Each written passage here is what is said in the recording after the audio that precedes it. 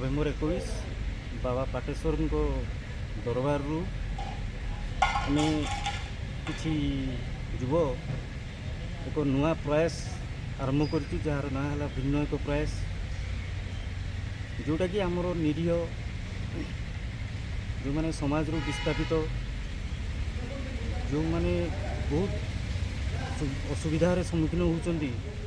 से मुहर टी हस फुटाइवाई आज आम युव गोष्ठी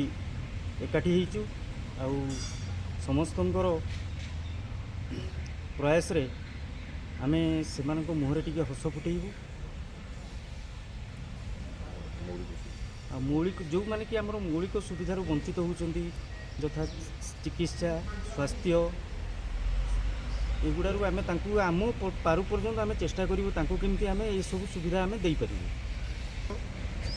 यहाँ हूँ आमर भिन्न एक प्रयास यही प्रयासटा आमर जारी रहिबो।